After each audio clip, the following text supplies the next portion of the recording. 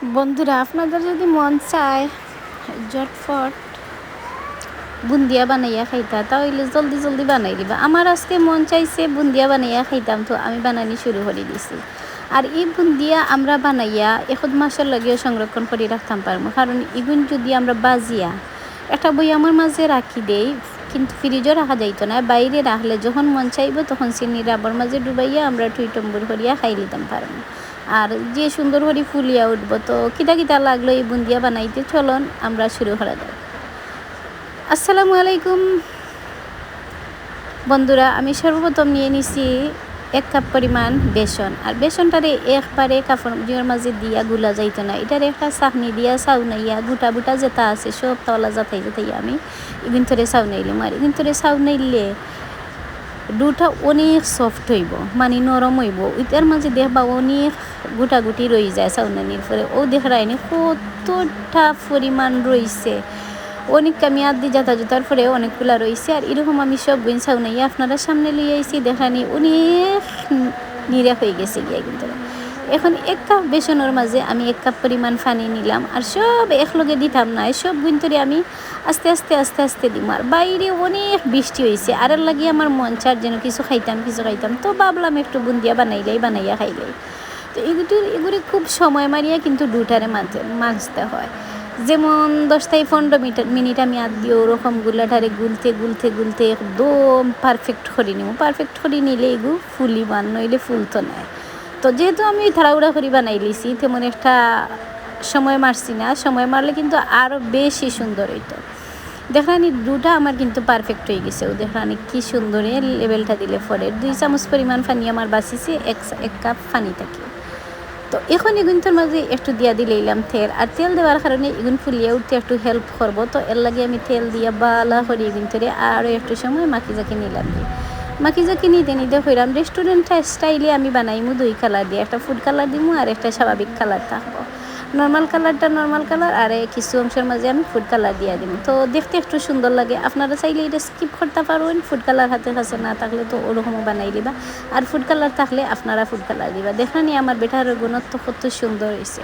এখন আমি কিছু অংশ নিয়ে নিলাম আলাদা করিয়া, আর এর মাঝে আমি দিয়ে দিব সামান্য পরিমাণ ফুড কালার দিয়া আমি কিন্তু আদি মাখাই জাখাই নিমো গিয়া। এটা শুধুমাত্র দেখার সুন্দর লাগে ইউজ করা হয়। তো দেখার সুন্দর লাগে আমি কিন্তু বালা করে মাখিয়ে জাকিয়ে নিলাম গিয়া। মাখিয়া নিয়া আমি কিছু সময় রেস্টে রাখিয়ে যাই আর কি। চুলাত খড়াই একটা বইয়ে রাখছি, তেলটা গরম হয়েছে নি দেখি। আর তেলটা গরম হয়েছে নি দেখার লাগে আমি সর্বপ্রথম ওরকম আথর মাঝে 1 ফুটা নিয়ে ডালিয়া দেখ মুখিতে হয়। দেখছো নি, দেওয়ার সাথে সাথে ফুলিয়ে উঠেছে, তার মানে আমার তেলটা পারফেক্ট হয়ে গেছে। এখন আমি কিতা করবো, শুধুমাত্র ওলা একটা চামচের মাঝে দিয়া এগুন ধরে ওলা রাখমি। আর চামচটা ছিদ্র তো যেহেতু এই জায়গাটা স্কিপ হয়ে গেছে আপনারা দেখাইতে পারছি না। তো ছিদ্র যেগুলো আমরা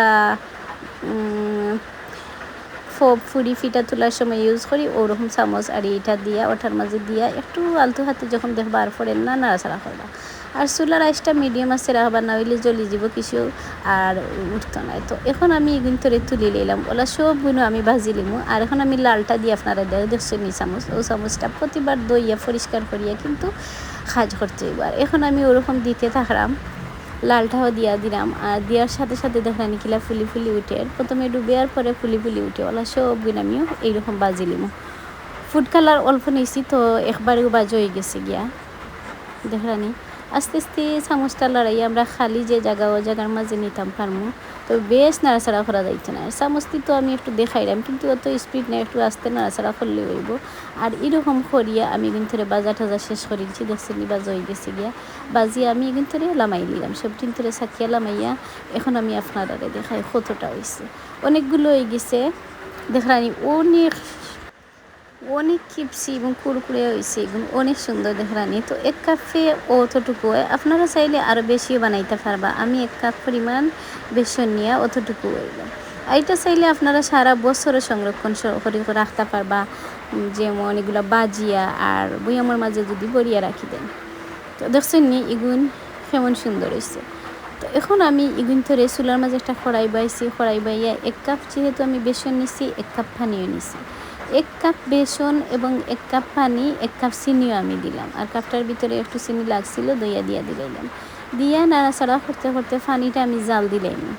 পানিটা নাড়াচাড়া করবো যেন চিনি যেত নিচে লাগে না এর লাগে। আর যখন দেখবো আমি এরকম উতরাই আইছে, ফেনা ফেনা হয়ে গেছে, তখন আর একটু সময় নাড়াচাড়া করবো আর দিয়ে দিমি একটু লেবুর রস দিলে চিনির যে গলার পরে একটা বেশি লাঠা লাঠা ভাব হয় বা জলা জলা ভাব হয়, ইটো হইতো না, একটু পাতলা হইব। দেখছেন নি একটু পাতলা হয়ে গেছে।